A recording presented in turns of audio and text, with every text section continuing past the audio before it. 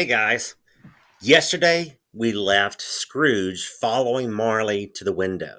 If you remember, he just had this long conversation with Scrooge telling him that he's going to be visited by three more ghosts. Scrooge, of course, said, "No, I don't want that. Thank you, Marley, anyway."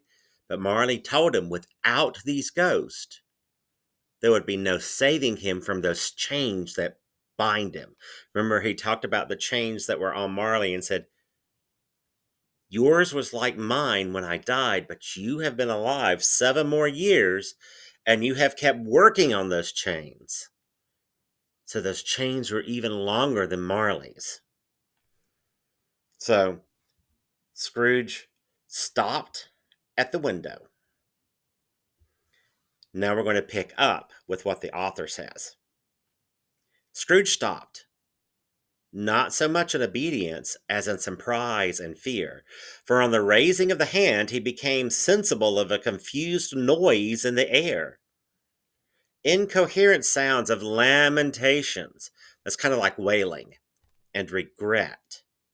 Wailings inexpressibly sorrowful and self accusatory, which means the wailings were blaming themselves for the problems they were having. The specter, that's Marley, after listening for a moment, joined in the mournful dirge and floated out upon the bleak, dark night. So picture that Marley is floating through the window and he's crying as much as the other ghost. Scrooge followed to the window, desperate in his curiosity. He looked out. The air was filled with phantoms, wandering hither and thither in restless haste, and mourning as they went. Every one of them wore chains like Marley's ghost. Some few, they might be guilty governments, were linked together. None were free. Many had been personally known to Scrooge in their lives. He had been quite familiar with one old ghost in a white waistcoat and a monstrous iron safe attached to its ankle, who cried piteously at being unable to assist a wretched woman with an infant, whom it saw below upon the doorstep. The misery with them all was, clearly, that they sought to interfere for good in human matters, and had lost the power forever. They saw what needed to be done. They wanted to help, but because they didn't do so while they were alive, they couldn't do so now that they were gone. What kind of lesson, what kind of moral do you think the author is wanting the reader to get at this point? What do you think the author is trying to get the reader to understand? Let's pick up with what the author says. Whether these creatures faded into mist or mist enshrouded them, Scrooge could not tell. But they and their spirit voices faded together, and the night became as it had been when he walked home. Scrooge closed the window and examined the door by which the ghost had entered. It was double locked, as he had locked it with his own hands, and the bolts were undisturbed. He tried to say, what do you think Scrooge is going to try to say? I'm going to give you 3 seconds to guess. 1, 2, 3. Did you say humbug? If you did, you are right. He tried to say humbug, but stopped at the first syllable. And being from the emotion he had undergone, or the fatigueness of the day, or his glimpses of the invisible world, or the dull conversation of the ghost, or the lateness of the hour, much in need of repose, went straight to bed without undressing, and fell asleep upon the instant. Stave II. Remember, this is kind of wrote like a long poem. So Stave I was Marley's ghost. Now we're at Stave II, the first of the three spirits. When Scrooge awoke, it was so dark that looking out of the bed, he scarcely distinguished the transparent window from the opaque walls of his chamber. He was endeavoring to pierce the darkness with his ferret eyes when the chimes of the neighboring church struck the 4 quarters. He listened for the hour. To his great astonishment, the heavy bell went on from 6 to 7, from 7 to 8, and regularly up to 12, then stopped. 12. It was past 2 when he went to bed. Oh, the clock was wrong. An icicle must have gotten into the works. 12. Now remember, during this time they relied on the church bell to tell them the night. Not tell them the night, tell them the time. And what Scrooge is thinking is, because it's so cold and because of how wet it's been, that maybe an icicle has jammed in the bell and it can't ring out the other hours. But the bell has stopped at 12. He touched the spring of his repeater to correct the most preposterous clock. In rapid little pulse beat 12 and stopped. Repeater, kind of like a clock, kind of like a watch. Why, it isn't possible, said Scrooge, that I can have slept through a whole day and far into another night. It is impossible that anything has happened to the sun. And this is 12 at noon. The idea being an alarming one, he scrambled out of bed and groped his way to the window. He was obliged to rub the frost off with the sleeve of his dressing gown before he could see anything, and could see very little then. All he could make out was that it was very foggy and extremely cold, and that there was no noise of people running to and fro, and making a great stir, as there was unquestionably would have been if the night had beaten off bright day and taken possession of the world. In other words, he's thinking, there would be chaos out there if something had happened to the sun. I think I would be kind of afraid if something happened to the sun. What would you think? Now, while we're stopping and thinking about that idea, what do you think is happening? Scrooge has said when he went to bed, it was way past midnight. Remember, he had that conversation with Marley.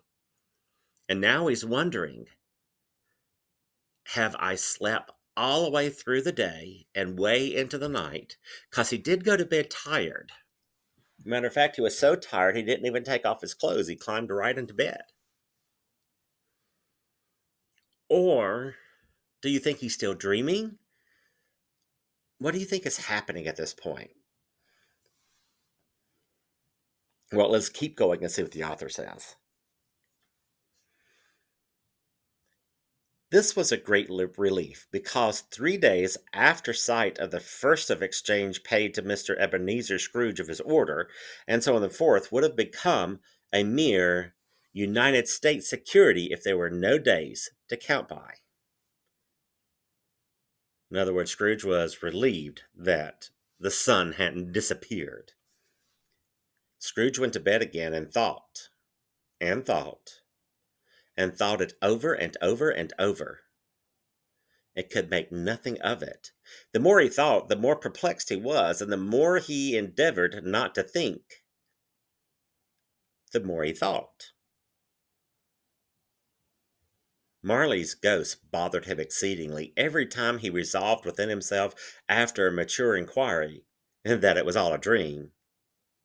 His mind flew back again like a strong spring released to its first position, and presented the same problem to be worked at all through. Was it a dream or not? Scrooge lay in this state until the chime had gone 3/4 more, when he remembered on a sudden that a ghost had warned him of a visitation when the bell tolled 1. So 3/4, that's 3 groups of 15. So right now it's 12:45, or 1/4 till 1. Scrooge is laying there and remembering at 1 o'clock he's supposed to be visited. When he resolved to lie awake until the hour was past, and considering that he could no more go to sleep than go to heaven, this was perhaps the wisest resolution in his power. He decided to stay awake.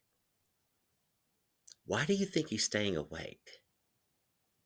Why doesn't he just roll over and go back to sleep? What do you think? He got visited by a ghost, was told at 1 o'clock a ghost would see him,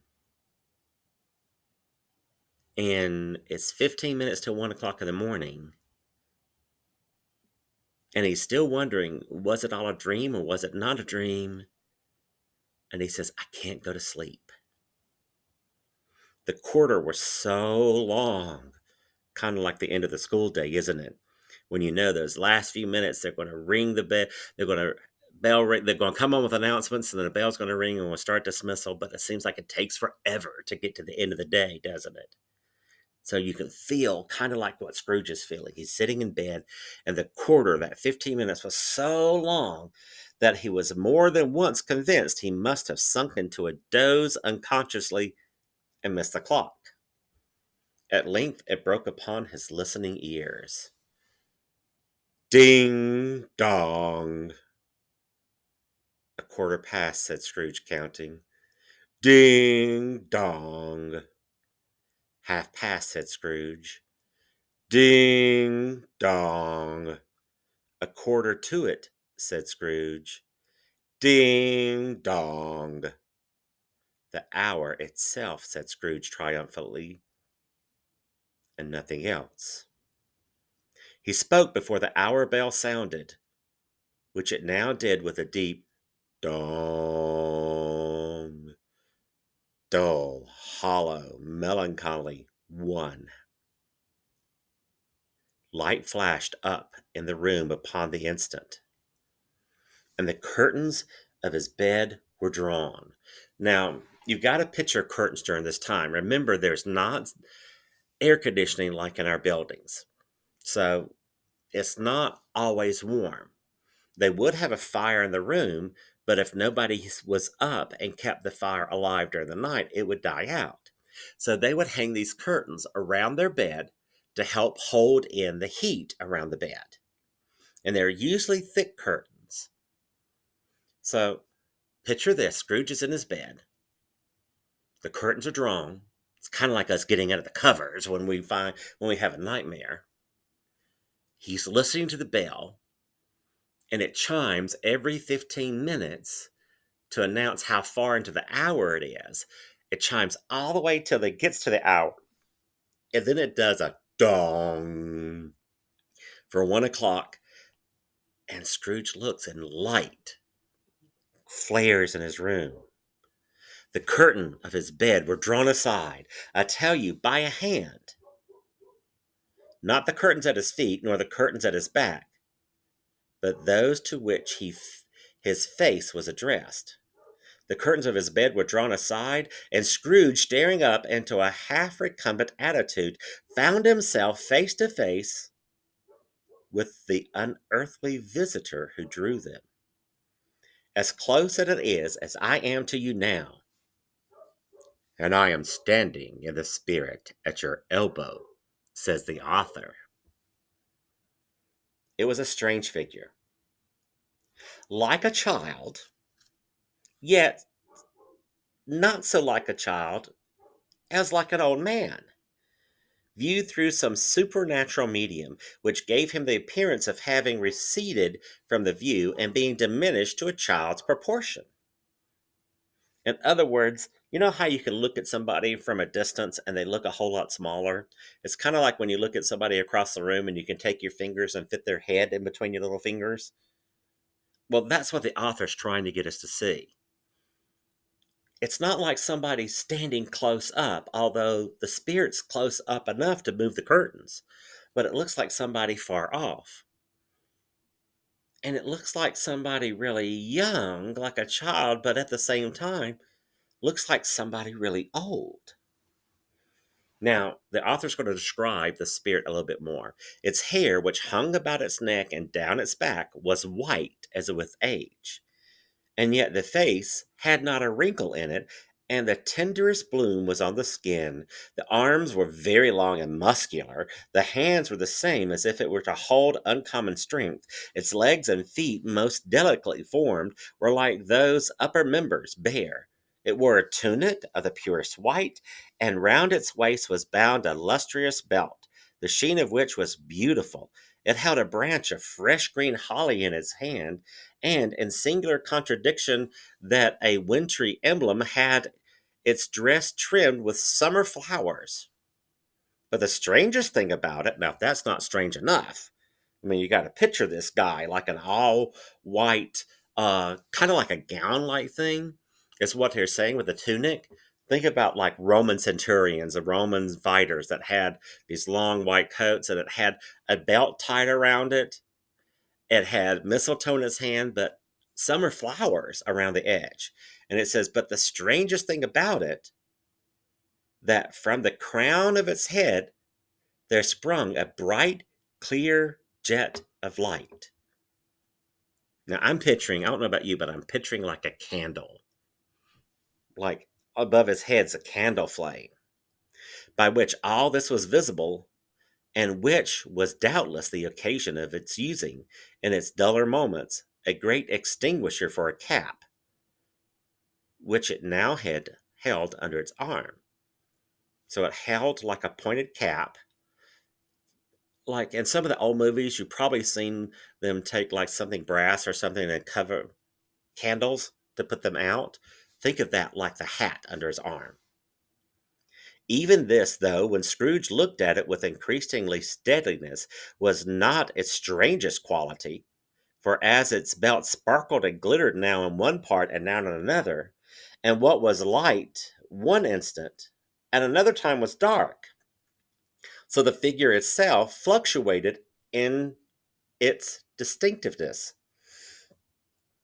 being now a thing with one arm, now with one leg, now with 20 legs, now with a pair of legs without a head, now with a head without a body, of which dissolving parts.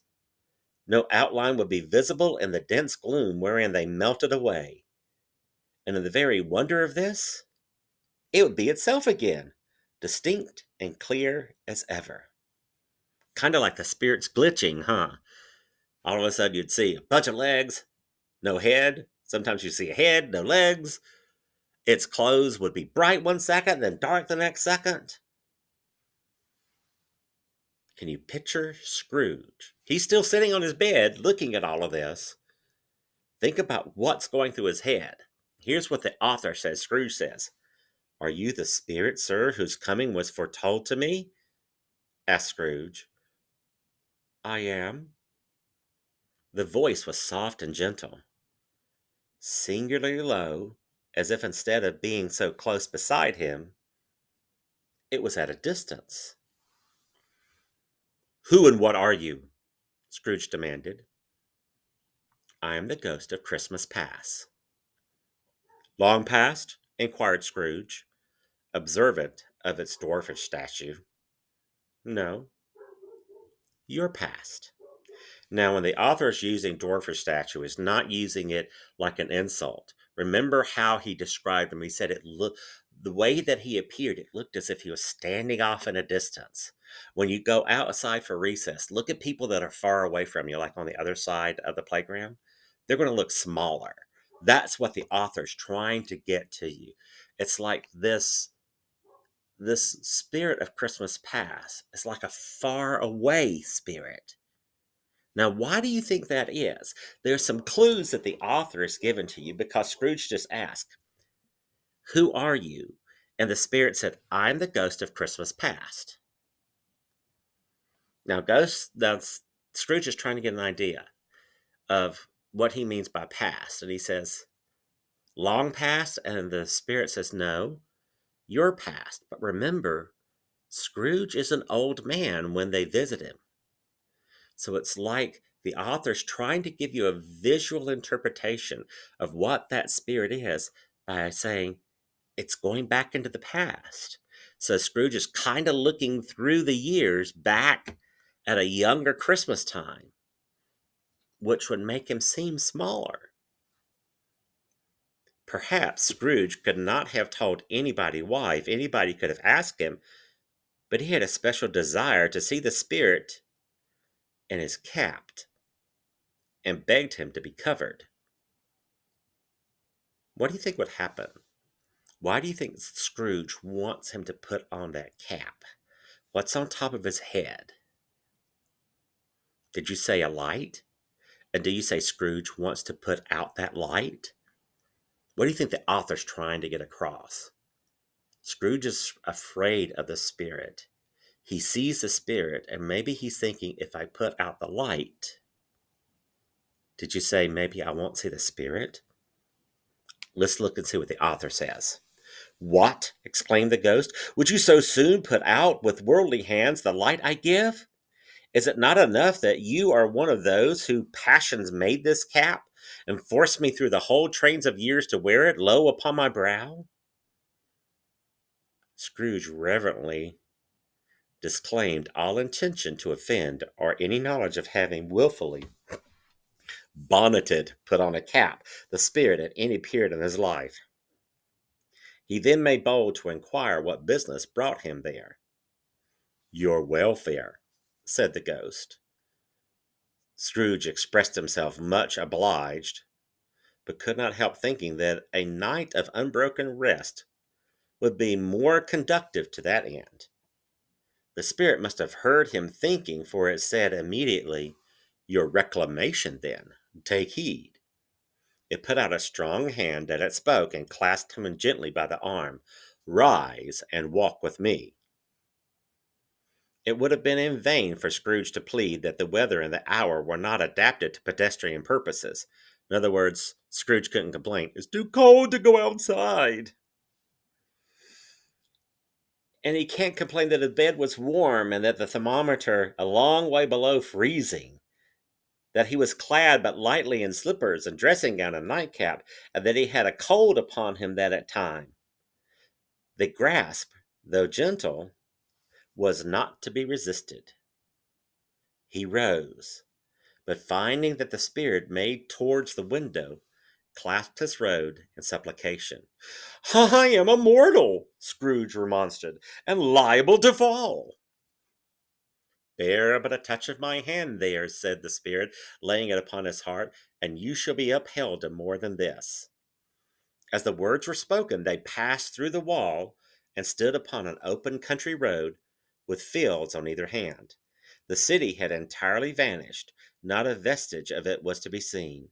The darkness and the mist had vanished with it, for it was a clear, cold winter day, with snow upon the ground. Good heaven, said Scrooge, clasping his hands together as he looked about him. I was bred in this place. I was a boy here. The spirit gazed upon him mildly. Its gentle touch, though it had been light and instantaneous, appeared still present to the old man's senses of feeling. He was conscious of 1,000 odors floating in the air, each one connected with 1,000 thoughts and hopes and joys and cares long, long forgotten. Your lip is trembling, said the ghost. And what is that upon your cheek? Scrooge muttered with an unusual catching in his voice. It was a pimple, and begged the ghost to lead him where he would. Do you think that really was a pimple on his cheek? Because the author said, your lip is trembling. What do you think Scrooge is doing? The author says, You recollect the way? Inquired the spirit. Remember it, cried Scrooge with fever. I could walk it blindfolded. Strange to have forgotten it for so many years, observed the ghost. Let us go on. They walked along the road, Scrooge recognizing every gate and post and tree, until a little marked town appeared in the distance, with its bridge, its church, its winding river.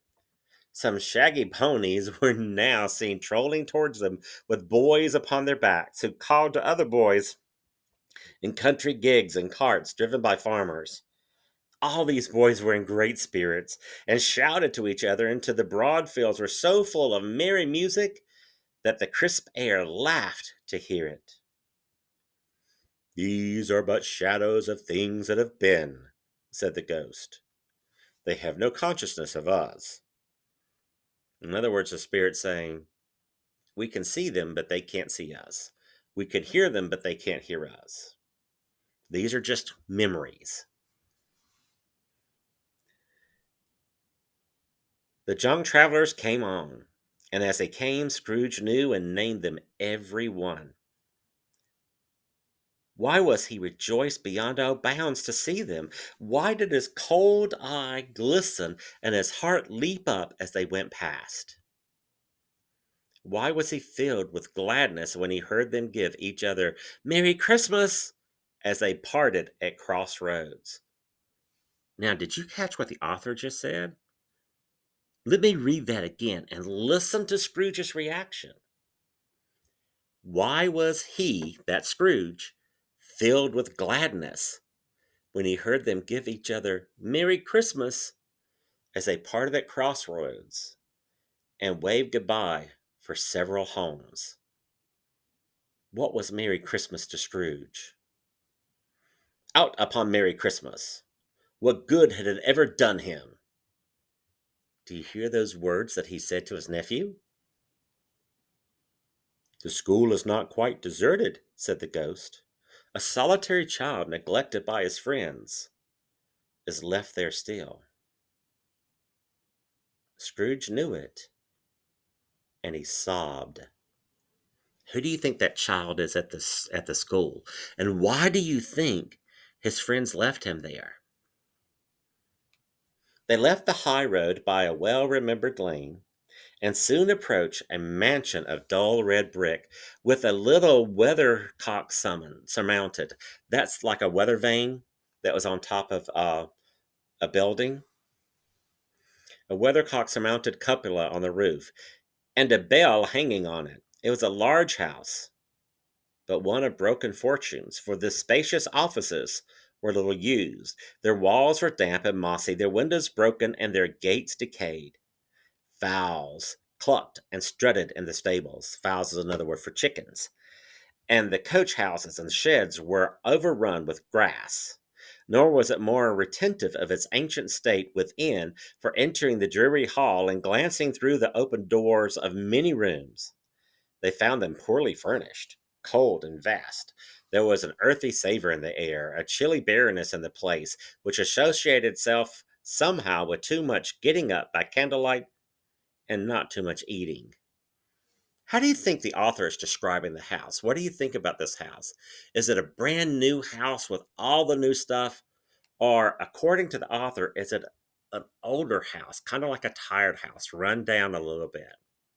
If you said run down a little bit, I would agree with you by the way that the author is describing it. Some of the adjectives that it used, the details that it used, talked about ancient state, dreary hall, uh, poorly furnished, cold and vast. These are not just adjectives of a brand new home that would keep people happy and warm. But this is an older building. It even talked about a lot of the rooms not being used anymore. Scrooge and the ghost went on, across the hall to a door at the back of the house. It opened before them and disclosed a long, bare, melancholy room, made barer still by the lines of plain deal forms and desk. At one of these a lonely boy was reading near a feeble fire, and Scrooge sat down upon the form and wept to see his poor forgotten self as he used to be. We now see the little boy forgotten. Here's the one that they talked about earlier. Not a latent echo in the house, not a squeak and scuffle from the mice behind the paneling, not a drip from the half-fallen waterspout of the dull yard behind, not a sigh among the leafless boughs of one despondent poplar, not the idle swinging of the empty storehouse door. No, not a clicking in the fire, but fell upon the heart of Scrooge with a softening influence, and gave a freer passage to his tears. The spirit touched him on the arm and pointed to his younger self, intent upon his reading. Suddenly, a man in foreign garments, wonderfully real and distinct to look at, stood outside the window with an axe stuck in his belt and leading by the bridle an animal laden with wood. "Why, it's Ali Baba!" Scrooge exclaimed in ecstasy. "It's dear old honest Ali Baba. Yes, yes, I know. One Christmas time, when yonder solitary child was here left all along, he did come for the first time, just like that. Poor boy, and Valentine," said Scrooge, "and his wild brother Orson. There they go. And what's his name, who was put down in his drawers asleep at the gate of Damascus? Don't you see him? And the Sultan's groom turned upside down by the genie. There he is upon his head. Serve him right. I'm glad of it. What business had he to do to marry the princess?" Did you catch the stories that went on there? Ali Baba and the 40 Thieves. Then we have Aladdin and the genie. What do you think is Scrooge's friends right now? What did we catch him doing when the spirit and Scrooge walked up on this little boy? Did you catch that he was reading?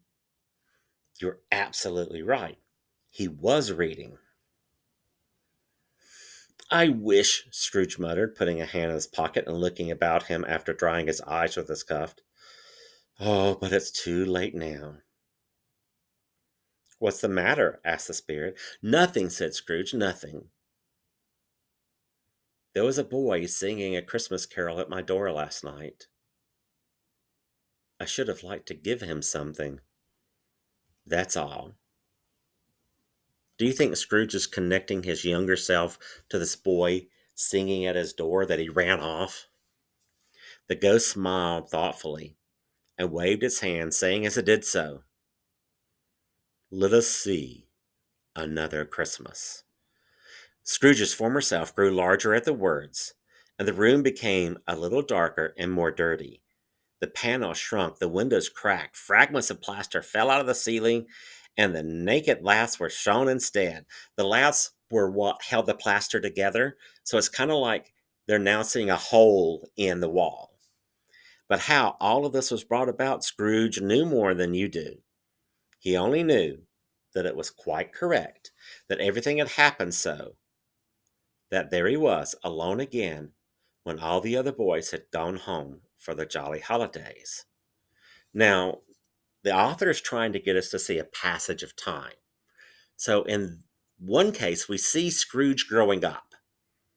That's what the author is going to tell us, but he's also describing how the building is getting older.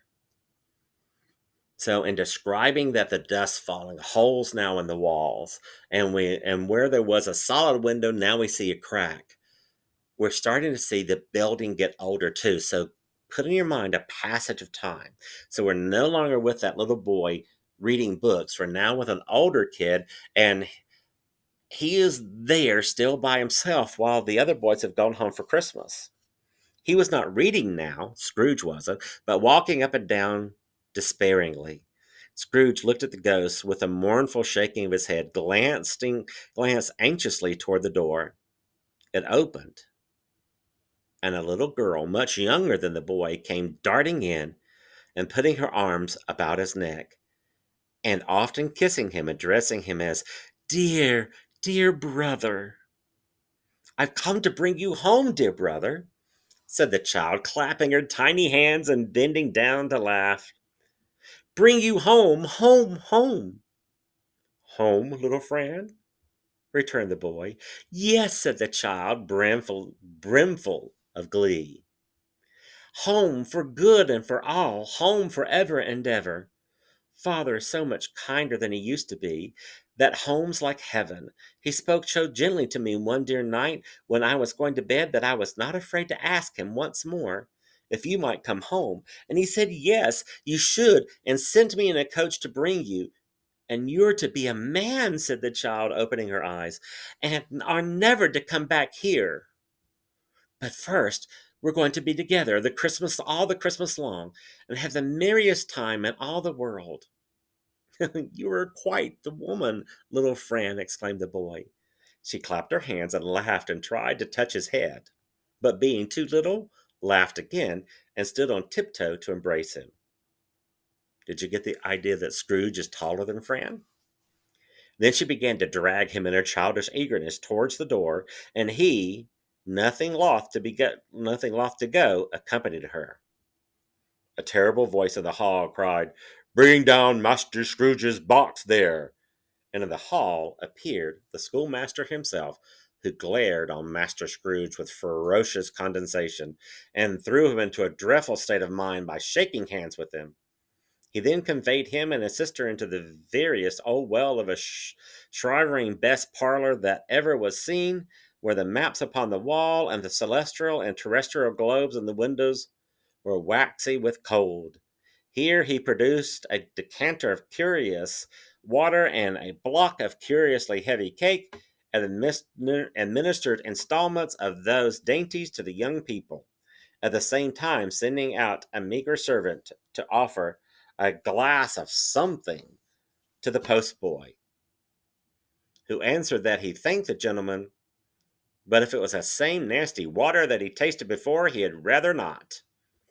Master Scrooge's trunk being by this time tied on the top of the chaise, the children bade the schoolmaster good-bye right willingly, and getting into it, drove gaily down the garden sweep past the quick wheels dashing in the hoarfrost snow, and from the dark leaves from the evergreens like spray. "Always a delicate creature whom a breath might have withered," said the ghost, "but she had a huge heart." "So she had," cried Scrooge. "You're right. I will not gainsay it, Spirit. God forbid." "She died a woman," said the ghost, "and had, as I think, children." One child," Scrooge returned. "Can you guess who that one child is?" I want to wait just a moment. Who would that one child be? It is Scrooge's sister's child. That would make Scrooge the uncle. The ghost said, "True, your nephew." Scrooge seemed uneasy in his mind and answered briefly, "Yes." Although they had but a moment left the school behind them, they were now in the busy thoroughfares of a city, where shadowy passengers passed and repassed, where shadowy carts and coaches battled for the way, and all the strife and the turmoil. Excuse me, I got the hiccups. And all the strife and the tumult of a real city were. It was made plain enough by the dressing of the shops that here too it was Christmas time again. But it was evening, and the streets were lighted up. The ghost stopped at a certain warehouse door and asked Scrooge if he knew it. We're going to pause right there, and I want you to work on your Christmas Carol packet. Now, what you're thinking, what you should be looking at is, this is the ghost of Christmas past.